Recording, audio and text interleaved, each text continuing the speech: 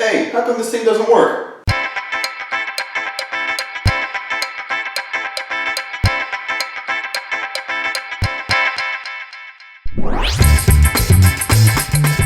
Nathan Cox. Guys, I got a big bathroom remodel project going on here, but specifically this video is for setting a toilet. So if you've taken one out and you're like, okay, well crap, how do I put it back down correctly? Or maybe you bought a brand new toilet and you want to put it in correctly.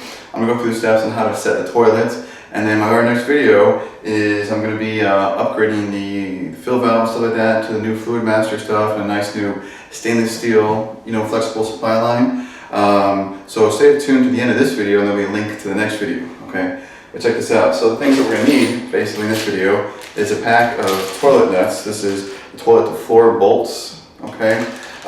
This one here, I like the 5/16 a little bit better than the 1/4.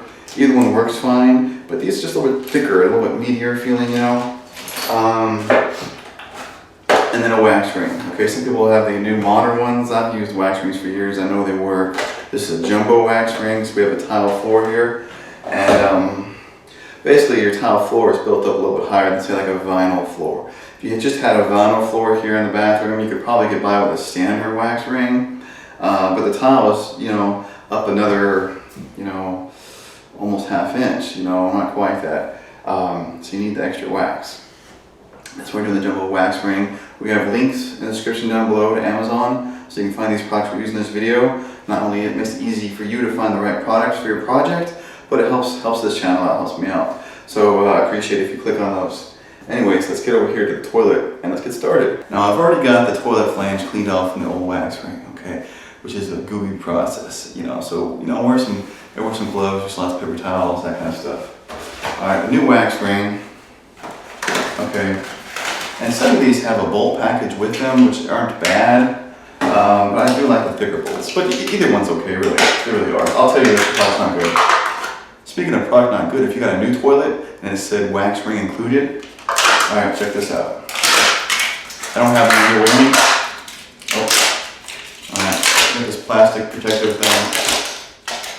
It's little wax rings, see everything. Okay, just peel that off. Anyways, so the wax ring that the toilet comes with, everyone I've ever seen that has one included, see this nice plastic flange here which helps direct all the water down the pipe and helps reinforce the wax. Well, that ain't there, and you're definitely not getting a jumbo. You just get this really super thin little wax ring with no flange or anything like that. Basically useless, okay? So if you got a toilet that got one included, buy another one, okay? Now sometimes the tile floor, for some reason, something's a little bit extra high, and this jumbo wax ring isn't even tall enough. And you'll find out here in a second how you know. But if that's true, then you can take that cheap wax ring, excuse me, that comes with the toilet, and slap it on top of this one and make a double ring. And don't worry, it compresses all together, the wax sticks to itself, so it's actually a professional way of making the wax ring bigger. Anyways, wax ring is, we're just gonna set it down there in the hole. Some people say stick it to the toilet. I've heard a lot of people say that. I found that that's a crappy way to try to get it done. Okay. I've got this paper towel here. If you take the toilet out, you want a paper towel or something, or some kind of rag blocking it. Because without the toilet in place, the sewer gases are going to come up through that hole, and your house is going to stink. So make sure to plug that with something. Okay. Okay, now we're going to take our bolts we just got our package. This one has a washer. It's actually designed to stay down there. It kind of helps hold it in place on the toilet flange itself. And then these extra washers actually go, just before the nuts. So we're going to set those up here and the nuts up here to the side. Okay, along with the little plastic pieces that come with the, the toilet caps. Okay. Now let's put these bolts in place. I'm just going to drop them in, the big slot, and slide them this way. They should be straight across from each other. And if you want to, if you stick them with the wax a little bit, kind of helps hold them in place. And there we go. Okay, if this is a toilet that's been used, you want to make sure the little slots where the bolts are going to come out of are clear. Okay, you got to be able to see the bolts when you set this up. So we're just going to pick it up right here and here. Okay, we're going to straddle this. We're going to lift it up over the hole, we're going to see the little bolts, and then we're going to set it down, okay?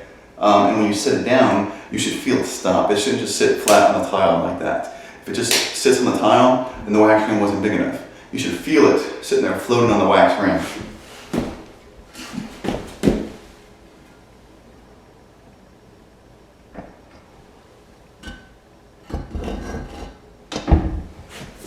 Okay, see how it's like this, that's tipping, and you're just gonna press it down, and that presses the wax ring in place. Okay, now a lot of these little plastic cap retainers actually stay this side up, so that you know which way is the right side up. So the plastic cap retainer first, then our washer, and then our nut. Okay, get them set on both sides. We're just gonna take a small crescent wrench here, okay, and carefully tighten these nuts up. Okay, you are tightening right against the ceramic of the toilet. So if you crank these down and just go at it, you're going to end up breaking something. Whether it's the toilet plastic flange, which then sucks to replace, or the toilet, which then sucks because you have to buy a new one. Notice that's why I'm holding the wrench here by the front of it and not way back here. I'm also not using a large wrench. You can fit a larger crescent wrench on here, but you don't want the leverage because you're just going to break something. Okay, then you want to take the toilet side by side and try to wiggle it. Okay, now it's steady. We're tight enough, so that's good to go. The little caps,